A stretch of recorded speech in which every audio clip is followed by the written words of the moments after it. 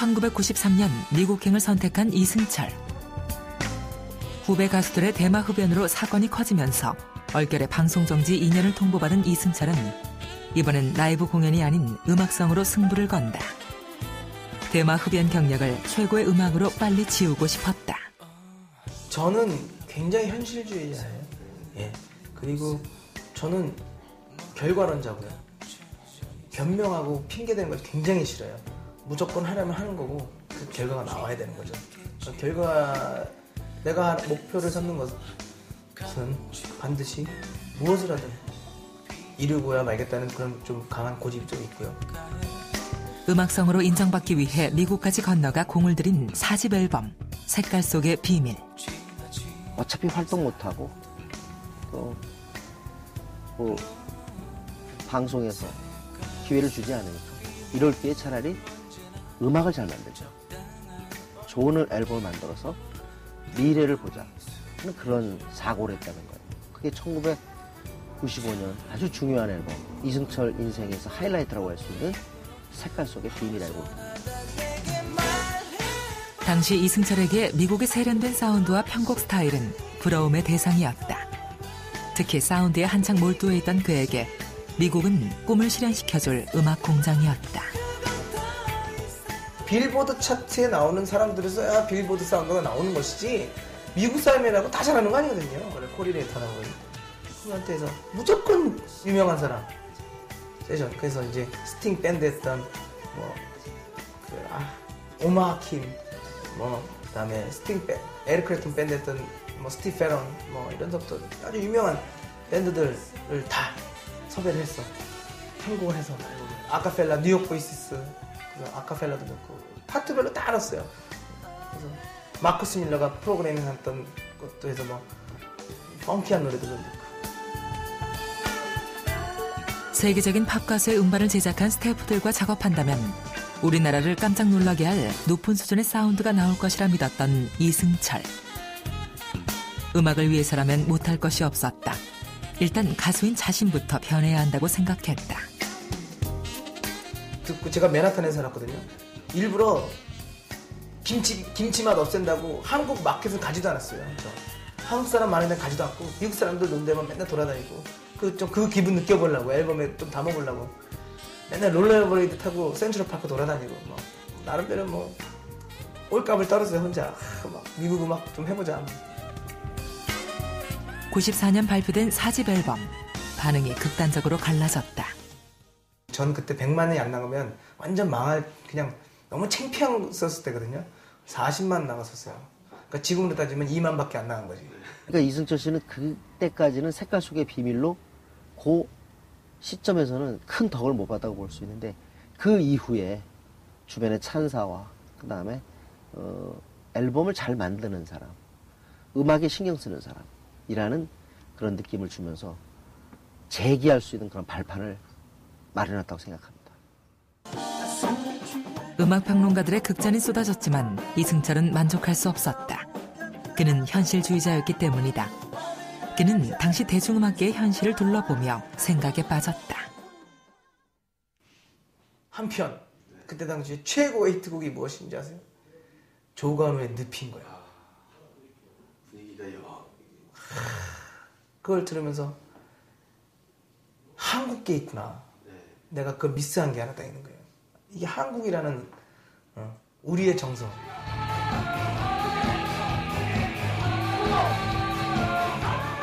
나름대로 한국적인 정서를 찾기 위한 노력이 된 5집 앨범.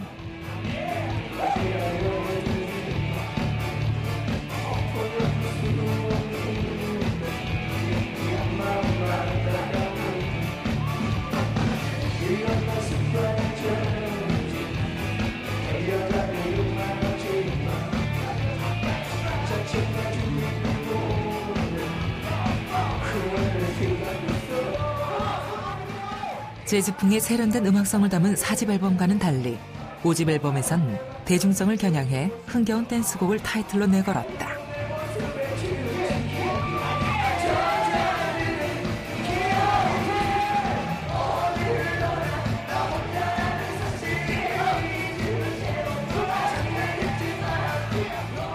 그 결과 대중들로부터 큰 호응을 불러일으키며 드디어 이승철은 재기에 성공한다.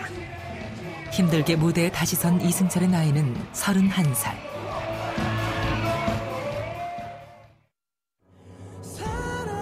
다음에 발표한 6집 앨범.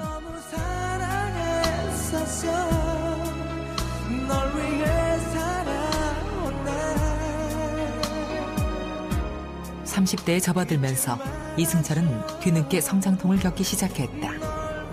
어린 나이에 얻은 인기와 어린 나이에 감당하기 힘들었던 큰 사건, 그리고 이혼이란 삶의 고비를 맞으면서 음악도 혼란스러워진 것이다.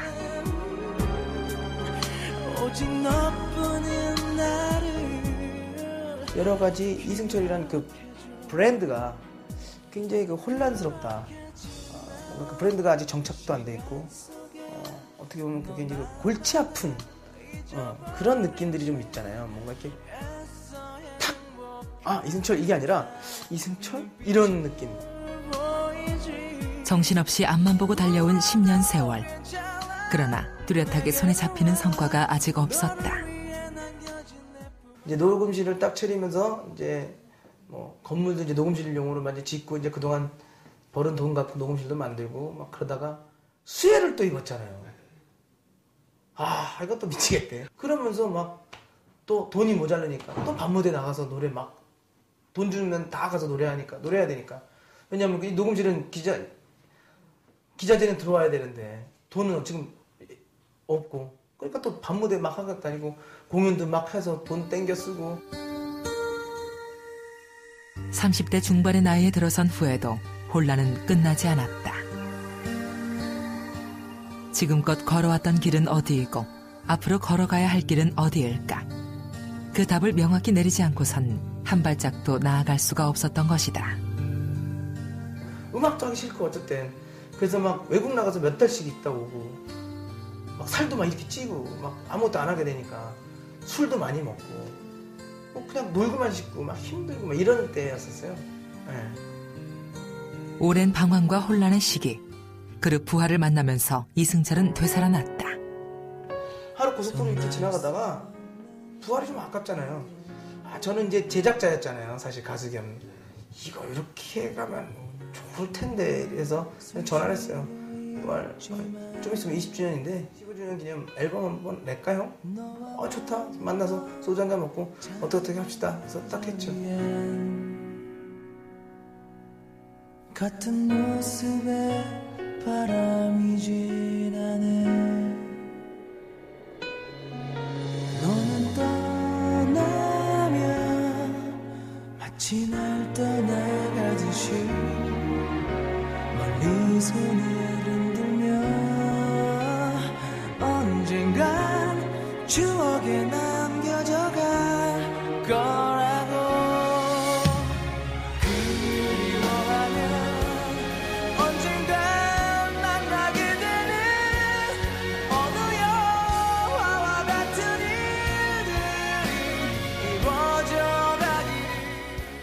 사운드에 대해서 굉장히 신경 많이 쓰고 그런 것들이 또 좋은 소리를 갖다가 만들어내는 건데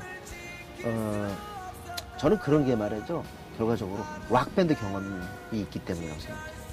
점점점 인간미가 더 더해지는 거죠. 나이 들어서 관록이라는 게 나이테가 그려지면서 인간적인 것이 된다는 얘기인데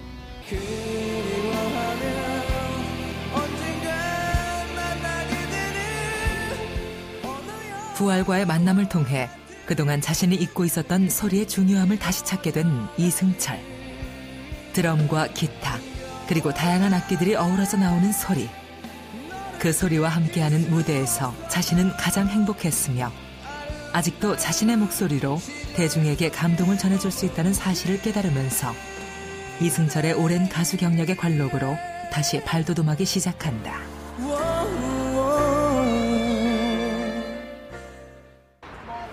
워낙 히트곡이 또 많으시니까 좋아하는 곡은 많지만 그중에서도 불새 주제곡이었던 인연이라는 곡 좋아해요. 잠깐만 불러드린다면 너무 사랑했었나 봐요 그대. 그저 바라볼 수밖에 없겠죠.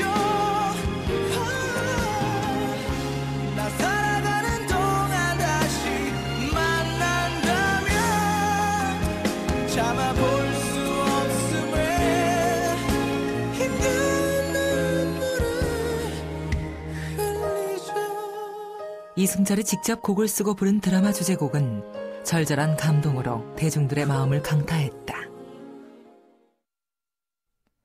6집 앨범 이후 5년 만에 발표한 이승철의 7집 앨범.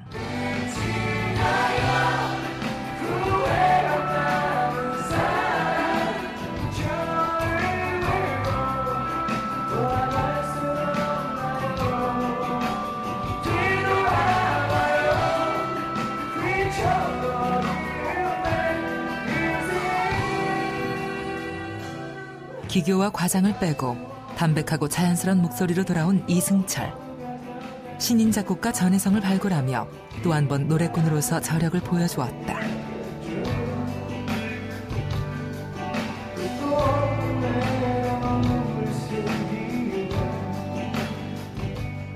하이틴 스타가 줄을 이루는 가요계에서 그의 존재는 독보적이었다. 40을 임박한 사람이 보여줄 수 있는 뭐랄까 파괴력. 그러니까 그때 상당히 놀랐는데 MBC 10대 가수의 기나루 때문에 선정이 됐거든요. 그래서 동방신기랑 같이 서더라고요. 그걸 보고서 야, 나이 들어도 가능하다. 어? 온통 음악계가 10대와 20대 중심으로 쏠려간다 하더라도 정말 좋은 곡을 발표하고 좋은 노래를 불러주면 분명히 가능성은 있다라는 것을 이승철이 말해줬죠. 뭐 끊임없는 생명력, 거의 쓰러질 듯 하면서 안 쓰러지는 어떤 그런, 그게 또 음악하는 사람으로서 되게 중요하고, 또 노래를 하는 사람으로서 그 정도 나이가 됐는데도 가요계를 갖다가 석권할 수 있다는 거는 그 사람 본인뿐만 아니라 모든 게 그 사람한테 좋은 영향을 주는 것 같아요. 그러니까 도움이 되고 모든 게. 음악성을 되찾은 뒤 이승철이 향한 곳은 라이브 공연장이었다. 콘서트로 전국을 돌며 라이브 열기를 이어가던 지난 2006년 겨울. 공연 일주일 전에 서울 공연의 표도 매진됐다. 이승철 공연을 찾는 주요 관객들은 대부분 40대 중년층. 그들을 따라온 아이들은 향하는 곳이 따로 있다. 공연장을 찾는 중년층 팬들을 위해 이승철은 콘서트에 놀이방을 꼭 함께 준비한다. 오늘 하루만이라도 편히 공연을 즐기라는 이승철의 배려다. 저희가 다 40대거든요. 네, 그런데 애들 키우느라 학생 때 피아 나올 때부터 좋아했거든요. 네, 그래서 그냥 그래도 끝까지 가수활동 오래 하셔서 좋은 노래들 매번 내시고 하셔서 이번에는 꼭 한번 애들 다 좀 키워놔서 이제 온 거예요. 요즘은 소리쳐가 좋고요. 예전에는 마지막 콘서트 좋아했어요. 그냥 영원히 이렇게 노래하는 그런 모습, 그리고 또 이렇게 항상 이렇게 쉬지 않고 하실 수 있는 그런 분이었으면 좋겠어요. 노래로 살고. 네, 수철씨 같은 날인데 화이팅!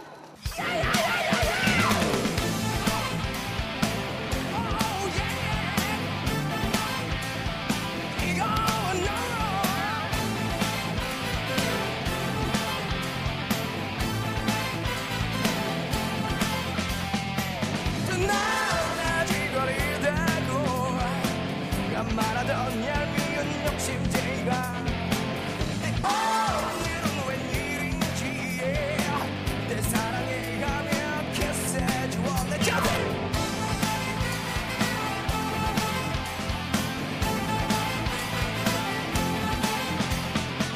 내 얼굴은 빨개지고 놀란 눈은 커다래지고 떨리는 내 입술을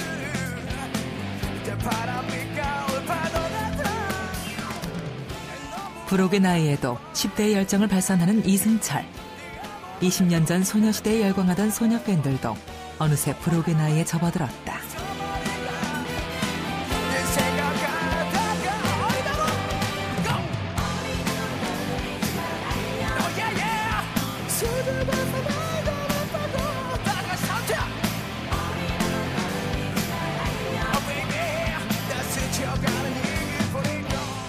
제가 방황했던 시절, 근데 이분들도 마찬가지로 방황했던 시절이에요. 나름대로는 시집도 가시고 아기도 낳고 살림해야 되고 가사에 돌보셔야 되고 남자들은 다 사회적으로 한참 일할 나이잖아요.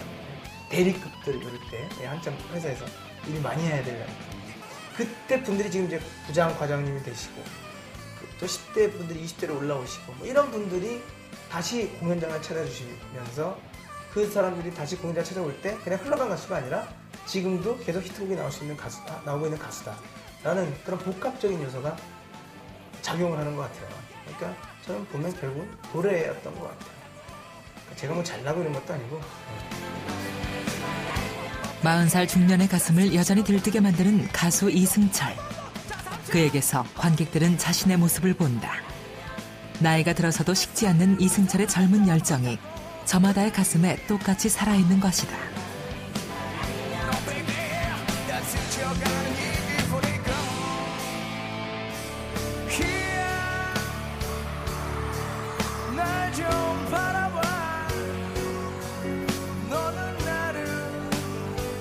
좋아하잖아.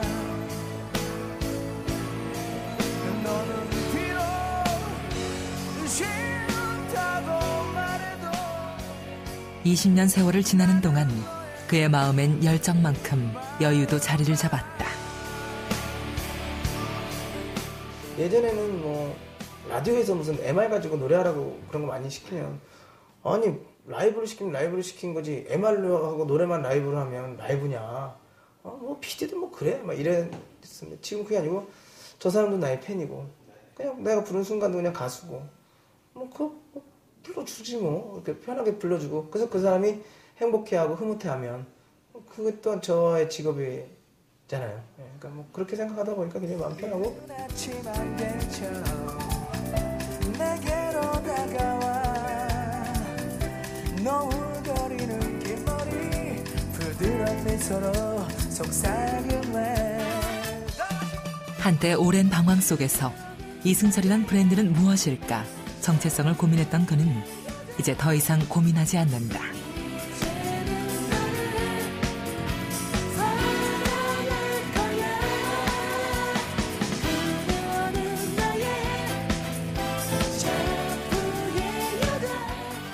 (85년) 데뷔 이래 지금까지 2,000회가 넘는 라이브 공연을 이어온 이승철. 한 달에 적어도 한 번 이상 콘서트를 한 셈이다. 그가 걸어온 음악 이력 자체가 이제는 이승철 자신을 말해주고 있는 것이다.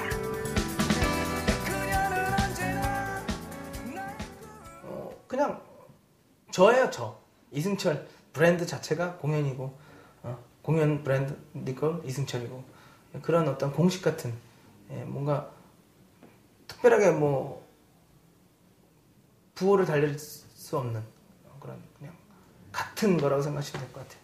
이승철은 콘서트. 이렇게 오랜 기간 콘서트도 하시고 무대에서 훌륭한 모습을 보여주실 수 있는 것 같거든요. 그래서 본받고 싶고 많은 분들께 라이브의 황제라고 불려지는 게 괜히 라이브의 황제가 아닌 것 같아요. 이승철은 지난해 8번째 앨범을 발표했다.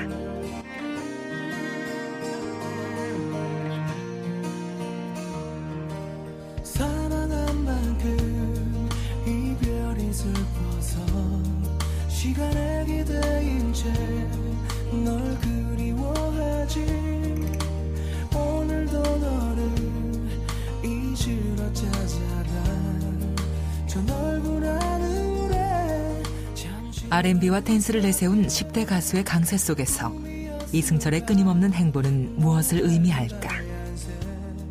이승철이 솔로 데뷔하면서 지금까지 쭉 걸어온 행보를 보면은 나름대로 굉장히 그때그때에 맞는 그런 음악들을 갖다 잘 골라냈다. 그거를 갖다가 잘 표현했다라고 볼 수 있는 거죠. 트렌디하죠. 그래서 나이가 먹어도 그렇게 늙어 보이지 않고. 그래서 우리한테는 있잖아요. 그런 것 같아요. 노래라는 측면, 음악이라는 측면에서 이승철 씨가 거의 젊은 사람들한테는 스승이 되지 않았나. 그러니까 음악 스승. 지난해 이승철은 골든디스크 등 각종 가요 시상식의 수상을 거부했다. 후배들을 위해 양보한다는 의사를 분명히 한 것이다. 음악을 수단으로 생각했을 때 인기에 구속됐고 음악을 목표로 생각했을 때 대중이 멀어져 갔다. 음악을 자신의 삶으로 받아들였을 때 음악은 자유를 주었다고 이승철은 말한다. 이승철. 그는 음악 안에서 자유롭게 날고 싶은 한 마리 새다. 그럴 수는 없겠지만 항상 두 마리 토끼를 다 잡고 싶어 하죠. 비평가와 매니아 그리고 대중. 그런 앨범을 항상 만들고 싶어 하는 거 장르보다는요. 그러한 행보를 계속 걷고 노력하는 게 더 중요하지 않나. 그래서 정말 그 세 가지를 다 완벽하게 겸비할 수 있는 앨범을 죽을 때까지 못 만들겠지만 만들려고 노력하는 모습이 제일 중요하지 않나.